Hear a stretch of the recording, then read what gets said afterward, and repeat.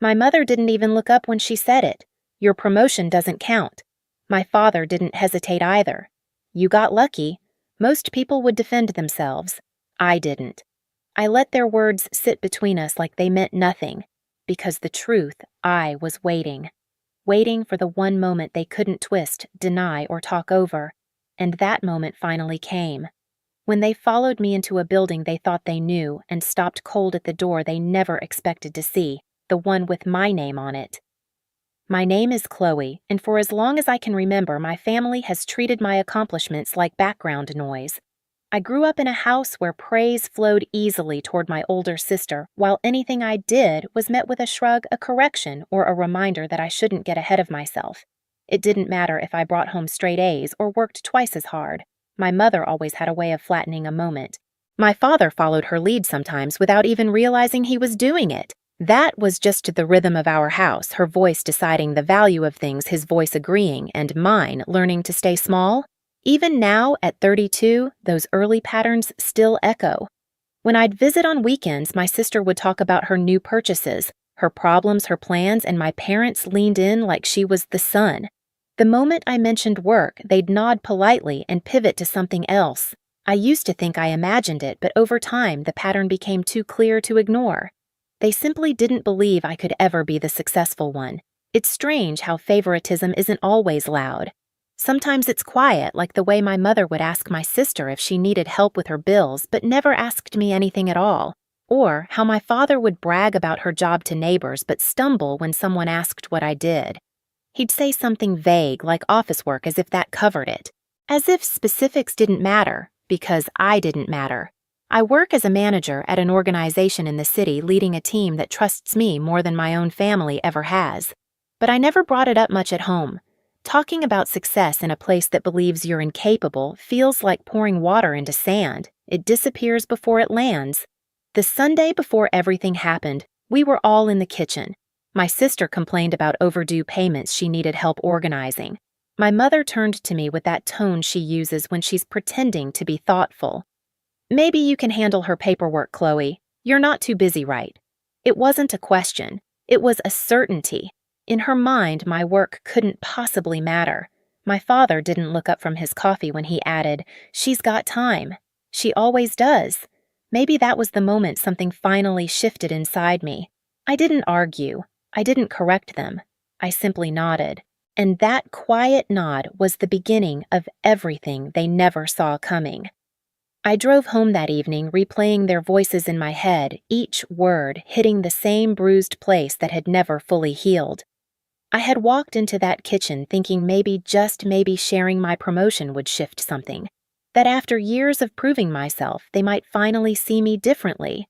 But when the moment came when I said I got promoted last week, it took my mother less than 3 seconds to cut it down.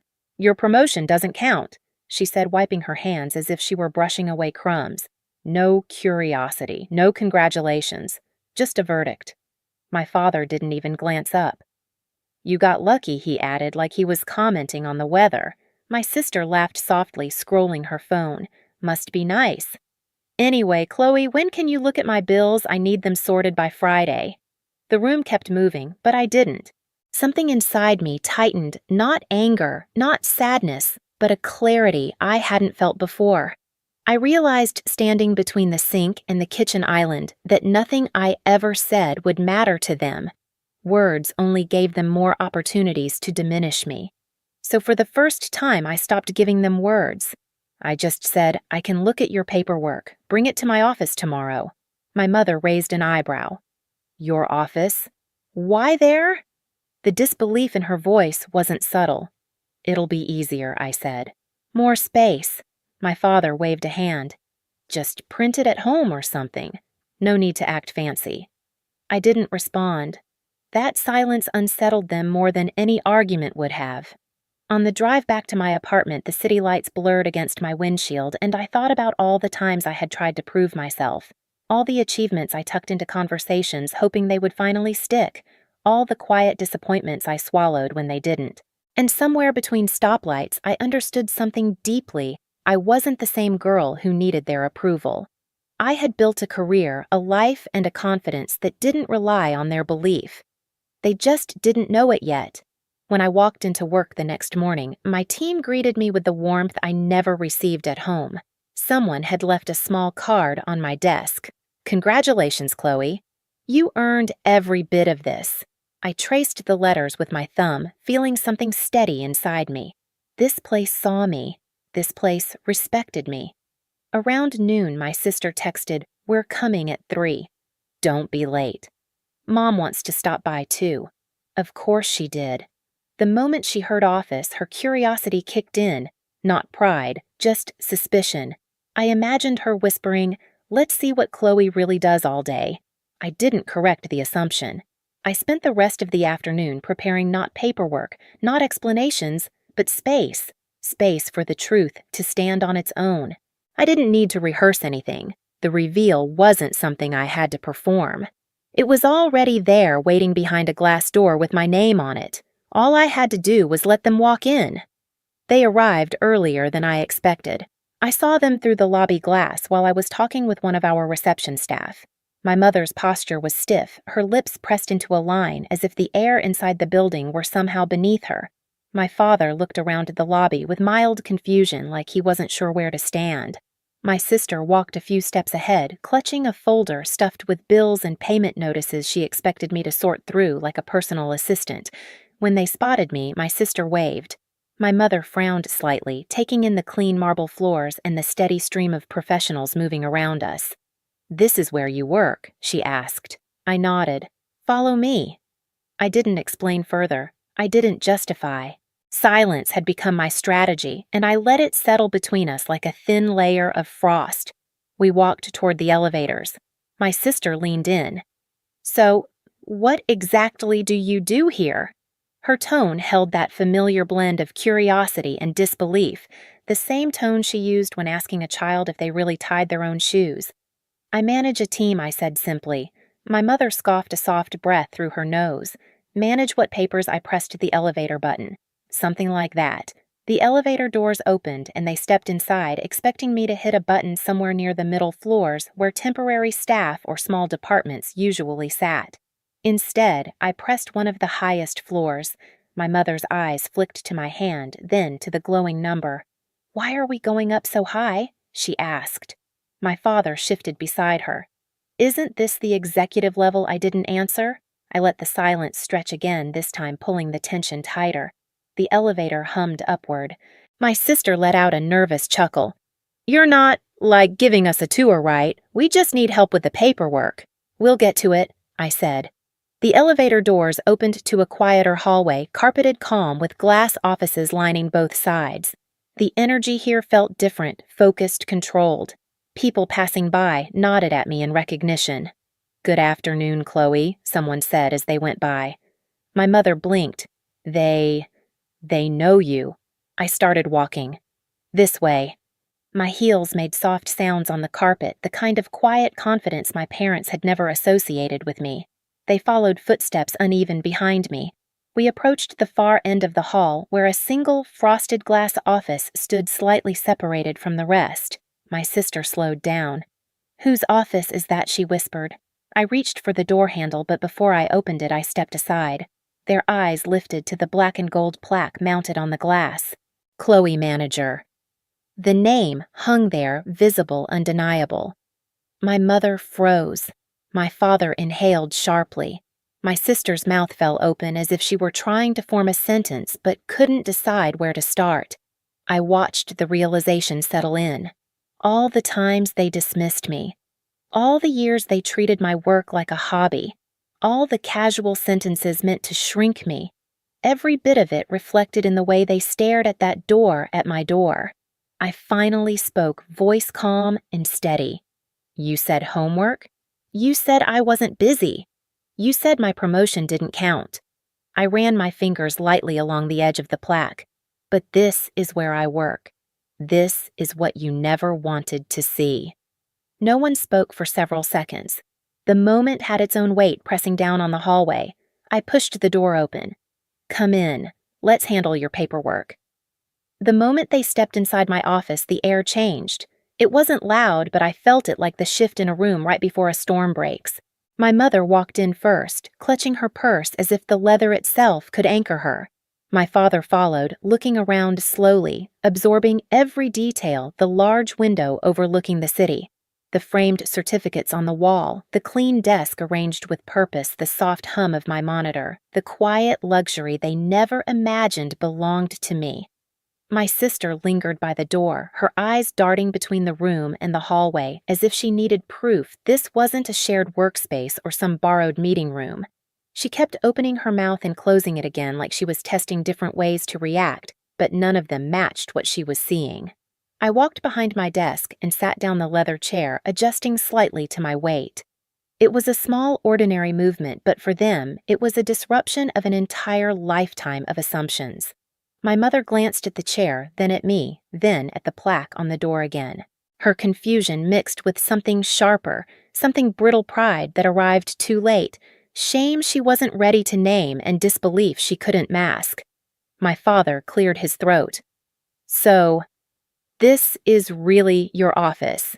"It is," I said. "And you're—" He gestured vaguely as if the title on the plaque had been a suggestion rather than a fact. "A manager." "I told you." "You didn't say this kind of manager," my sister muttered, finally stepping fully inside. Her fingers reached out and touched the corner of my desk as if she needed a physical confirmation. "You never asked?" I replied. My mother's lips tightened. "Well, you didn't exactly explain it. You always keep things vague." Anyone would think I lifted a hand slightly the smallest interruption, but it stopped her. "I kept things vague," I said, "because when I tried to share details, you brushed them aside. All of you did." Silence dropped over the room. Even the hallway outside felt muted. My father shifted. "We just didn't want you to get too hopeful," I finished. "Ambitious proud." I shook my head. "You didn't want me to believe in myself." "Because you didn't believe in me." My mother bristled. "That's not fair. We just know how the world works. Some people have talent and some people get lucky," I asked. Her jaw tightened. My sister, finally sensing the weight of the moment, set her folder of bills on the table gently, as if loud movement would break something fragile. I leaned forward slightly. "You wanted to see what I actually do right. You wanted me to help with your paperwork because you assumed I sit in a cubicle with nothing important to handle." "That's not what we said," my mother snapped quickly. "No," I replied. "You didn't have to say it. You implied it your entire lives." My father stared at the certificates behind me, leadership courses, project awards, my degree, like they were artifacts belonging to someone else. "I didn't know you had all this." "You never asked," I repeated. "You assumed you already knew everything worth knowing about me." My mother crossed her arms. "Okay, fine. You have an office, a nice one. But that doesn't mean my promotion counts," I asked quietly. Her throat bobbed. She looked like she wanted to argue but couldn't find the word that wouldn't make her sound wrong, and that perhaps more than anything was the real shift happening in this room. For once, their words weren't enough to rewrite reality. I turned to my sister. "Open your folder." She hesitated, then sat opposite my desk, spreading the papers carefully. Bills, payment notices, overdue fees. She looked smaller suddenly, not the favored daughter basking in attention, but a woman who had let entitlement blind her. "I didn't know you worked like this," she whispered. "You didn't care to," I said gently. Caring would have meant seeing me clearly. My father exhaled slowly as if deflating. "We didn't mean to hurt you." "You did," I answered. "But I'm not here to make you apologize. I'm here to show you who I am now, and to stop letting your opinions decide anything about my life." My mother looked around the room again, the skepticism fading into something softer, quieter. I didn't think—" She trailed off, unable to finish the confession. I didn't fill in the blanks for her. It was enough that she finally ran out of explanations. While I sorted the paperwork, they watched me not with superiority, not with impatience, but with recognition. Real recognition. The kind they had given my sister freely but never thought to extend to me. My mother opened her mouth more than once as if she wanted to say something meaningful, but each time the words dissolved. My father sat straighter, as if trying to reconcile the daughter he had underestimated with the woman in front of him. My sister kept stealing glances at my office door, almost embarrassed by her own assumptions. When I finished organizing the documents, I set them aside and met their eyes one by one. "I'll help you this time," I said. "But I'm not your afterthought anymore, and I won't be treated like I'm less." My mother looked down at her hands. My father nodded slowly. My sister swallowed hard. They understood. But the real shift wasn't in them. It was in me. For the first time, I felt the ground beneath my own feet, steady, solid mine. I stood, walked to the door, and held it open. "Come on, I'll walk you out." They moved quietly, almost reverently, stepping past the plaque with my name on it, as if seeing it again might change them a little more. Maybe it would, maybe it wouldn't. But that wasn't my burden anymore. At the elevator, my mother finally spoke. "Chloe, why didn't you ever tell us all this?" I looked at her. "Because you never listened when I tried." The doors opened with a soft chime. They stepped inside, still carrying the weight of their realization. I stood in the hallway watching the doors close between us, not as a barrier, but as a separation I had needed for years. And when the elevator descended, I walked back to my office, my name waiting for me exactly where it belonged. When I returned to my office, the late afternoon light had shifted, turning the room a soft gold. It felt quieter than before, not empty but settled, like something heavy had finally been put down. I sat at my desk for a moment, letting the silence stretch. For years, I'd imagined what it would feel like to finally be seen by my own family. I thought it would be triumphant, loud, explosive, but instead it felt peaceful. My phone buzzed. A message from my sister, "Thanks for helping," and "I'm sorry we didn't know." I typed back, "You could have known. You never asked." Then I set the phone aside. A few minutes later, my father texted as well, short, clumsy, but honest.